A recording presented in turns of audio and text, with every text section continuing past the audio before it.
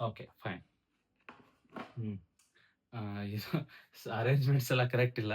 ಸುಮ್ನೆ ಮನೇಲಿ ಏನ್ ಸಿಗುತ್ತೋ ಅದರಿಂದ ಆದಷ್ಟು ಟ್ರೈ ಮಾಡಿ ಮಾಡ್ತಿದ್ದೀನಿ. ಬಿಕಾಸ್ ನಂದು ಡ್ಯೂಟಿ ಜಾಯ್ನಿಂಗ್ ಇದೆ. ಸೊ, ಆದಷ್ಟು ಏನ್ ಸಿಗುತ್ತೋ ಫೆಸಿಲಿಟಿ ಅ ಅಲ್ಪ ಸ್ವಲ್ಪ ಪ್ರಮಾಣದಲ್ಲಿ ಮಾಡ್ತಾ ಇದ್ದೀನಿ.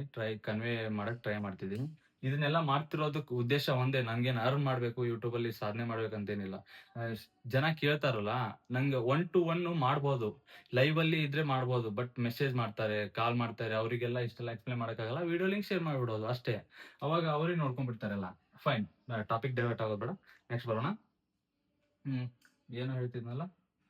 ಹಾ, ನೋಟ್ಸ್‌ನ ಹೆಂಗೆ ಪ್ರಿಪೇರ್ ಮಾಡೋದು? ವುಮೆನ್ ಎಂಪವರ್‌ಮೆಂಟ್ ಅನ್ನೋ ಟಾಪಿಕ್‌ನೇ ತಗೊಳ್ಳೋಣ. ಫಾರ್ ಎಕ್ಸಾಂಪಲ್, ಯಾವುದೇ ವುಮೆನ್ ಹೆಸರೇ ಬಂದ್ರು 1 ರಿಂದ 2 ಕೋಟ್‌ನ ನೆನಪಿಟ್ಕೊಂಬೇಕು. ಆದ್ರೆ ನೆನಪಿಟ್ಕೊಳ್ಳಿ, ಇಲ್ಲಾಂದ್ರೆ ಪರವಾಗಿಲ್ಲ. ಕೋಟ್ ಬರಿಬೇಕಂತೇನಿಲ್ಲ. First point first point first point ಏನಂದ್ರೆ,